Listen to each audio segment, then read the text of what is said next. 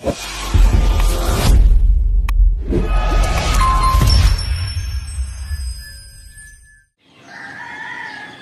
good morning guys, magkagata tayo ng tambakol. Anuhin muna natin to, papaksiw muna natin, tapos pag lutong-luto na siya, saka natin ubusan ng gata. Ayan guys, babalutin ko muna sa dahon para hindi magdikit-dikit. Ayan yung dahon natin pinainit sa kalan o sa gasol.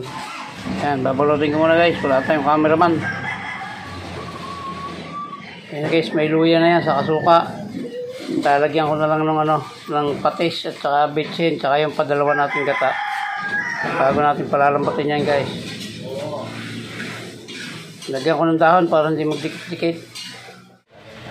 Ayan guys, sasalang natin.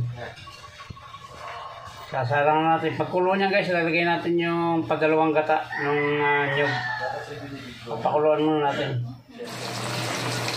Ayan guys, ano siya kumulo na, lalagay natin ito. Yung padalawang gata pa ito guys, para medyo para hindi siya malasa, lulutuin natin ng matagal ito. Hindi naman magdidikit-dikit yan at binalot ko na yung sa dahon. Ayan guys, konti na lang yung yung sabaw. Ilalagay na natin yung ating kakang gata para umabot siya sa ibabaw, para sampahan yung ibabaw niya. Ginataang tambakol. Ito guys, yung ating menu ngayon, ginataang tambakol to guys. Talagay na natin yung yung unang gata or kakang gata. Ayan guys, talagay na natin yung gata, pero hindi na natin tatakpan yan. Talagyan na lang natin guys ng siling siling pamaksew or panigang. Yan. Yan lang natin kumulo yan, hindi na natin tatakpan yan para hindi mag-pour tayo sa sabaw.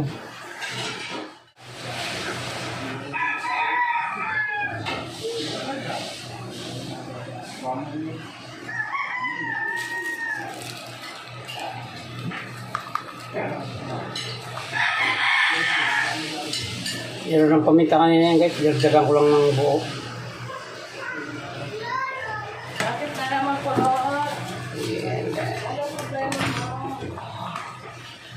Ayan guys, masarap ito. Ginataang tambakol.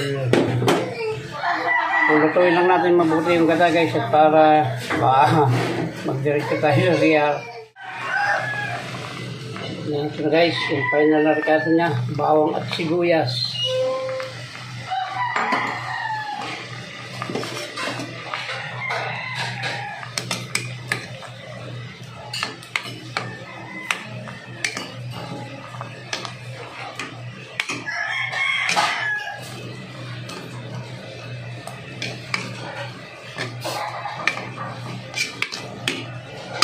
Palaputin lang natin guys yan. Pag malapot na yan, papatayin natin yan, yung ating ginataang tambakol. Yan na guys, kanina pang nakasalang yan, mga na siguro, mga 1 oras na siguro yan na nakasalang na ganyan na gata. Ayan ready na to guys, para may pangsabaw tayo sa kanin. Yan, muli po ay maraming salamat sa lahat po ng sumama sa vlog na ito na pagluluto ng ginataang tambakol. Ayan, thank you very much po sa inyo, at hanggang dito lang po. Mabuhay kayo at mabuhay tayo lahat. Salamat po, babay na po. I love you all.